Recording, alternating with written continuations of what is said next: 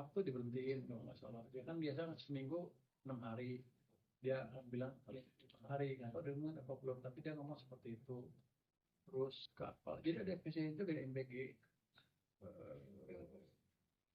Jadi ada pengurangan cukup banyak.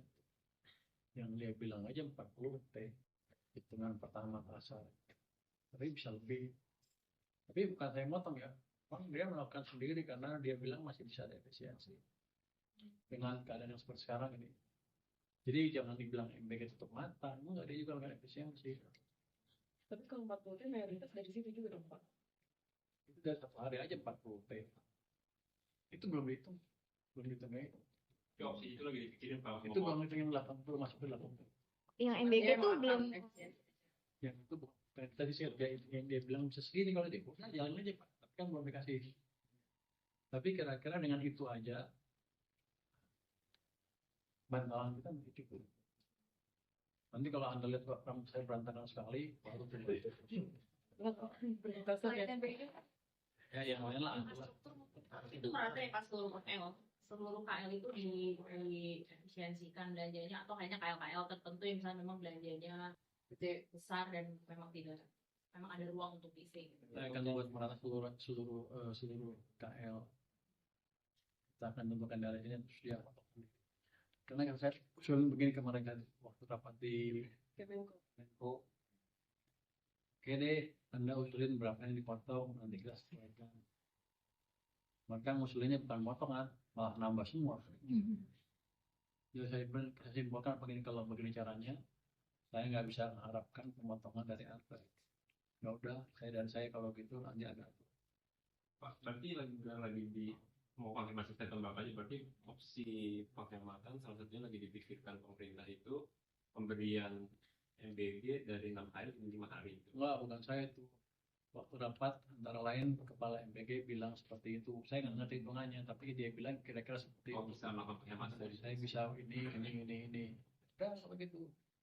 Yang penting kan ini ada efisiensi dan masyarakat anak sekolahnya bisa makan cukup. itu nggak hanya pas libur lebaran, maksudnya pas yang Hari-hari biasa Pak. Biasa nanti itu hari biasa. Itu udah diambil keputusannya apa masih didiskusikan? Udah final belum Pak? Ya kayak sepertinya dia mau lapor ke presiden. Oh, lapor presiden. Tapi potensi itu ada.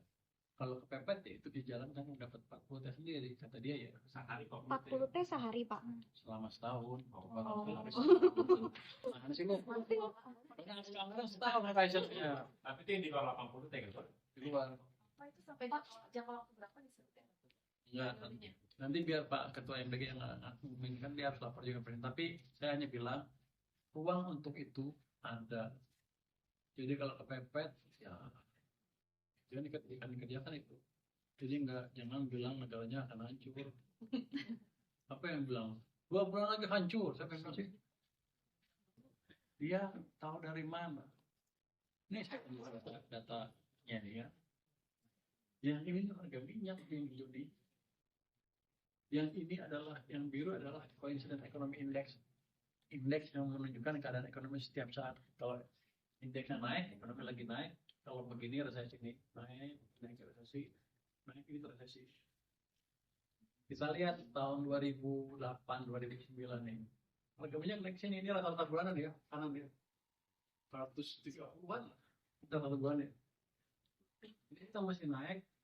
Ketika global economy meltdown, ada gangguan di pasar modal Amerika sana karena subprime mortgage, semuanya krisis, kita jatuh, kita agak jatuh ekonominya.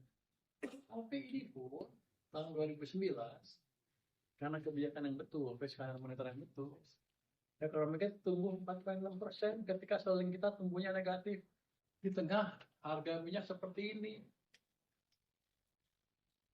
Terus lihat lagi, harga minyak sana. Ini kalau ini kan kanan nih. Ini rata-rata bulan ya 150. 2012, 13, 20. Yang biru naik nggak? Naik kan masih naik, turun dikit, naik lagi. Kita naik, resesi. Boro-boro krisis, resesinya jangan nih. Jadi semuanya resesi itu tergantung kebijakan fiskal moneter. Ini ada gangguan, tapi kalau kita pintar, kita bisa kendalikan, dan sejarah sudah menunjukkan kita cukup pintar. Saya waktu di situ di ting-tingnya SBY, di Pak Jokowi. Tahun ini nggak apa kan? 2014 resesi nggak. 2015 hampir resesi. Kita balik ekonominya, ini yang biru naik lagi tumbuh. Jadi kita sudah teruji menghadapi krisis energi harga minyak yang tinggi dengan menerapkan kebijakan moneter dan fiskal yang pas sehingga kita bahkan tidak resesi. Ada yang bilang krisis kemarin, oh kan krisis. Enggak, harga minyak tinggi lagi ini, jeder. Ini waktu COVID kan harganya sempat tinggi. Mana yang belum naik? Ini kan jatuh kita resesi 2020, itu naik terus. Harganya tinggi, naik terus. Jadi itu menunjukkan bahwa kita sudah punya pengetahuan yang cukup untuk mengendalikan dampak negatif dari harga minyak dunia yang tinggi. Memang berat, tapi kita bisa. Tapi kalau ekonomi kayak ini pasti nggak ngerti dia. Karena dia nggak pernah belajar ekonomi. Tanya dia kuliahnya di mana. Jadi Anda jangan percaya dengan sembarangan orang. Cari ekonomi yang bagus, banyak yang bagus kok, kritis juga nggak apa-apa. Tapi jangan bilang 2 bulan lagi kita akan hancur. Dari mana? Ini karena harga minyak tinggi. Ini pernah. Yang biru naik terus. Kenapa?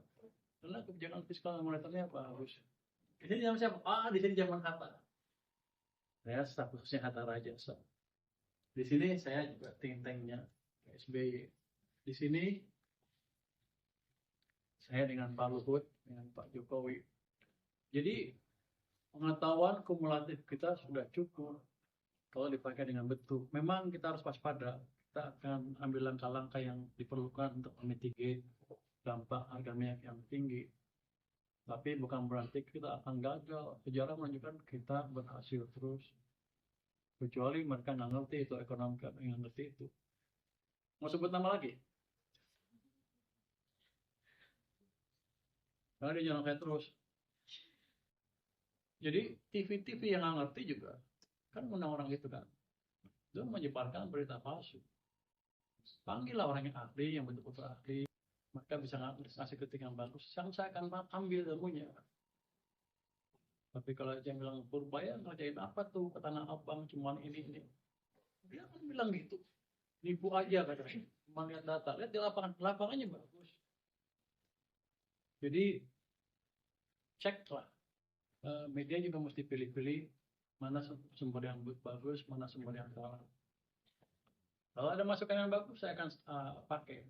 Si AP ngasih masukan itu, yang geprek aja gue ikutin, enak emang. Itu kan, itu ininya. Tapi kalau dengan buku aja, yang ada gunanya. Saya bilang dia nggak kredibel, terus baca buku lagi. Pak mau pastiin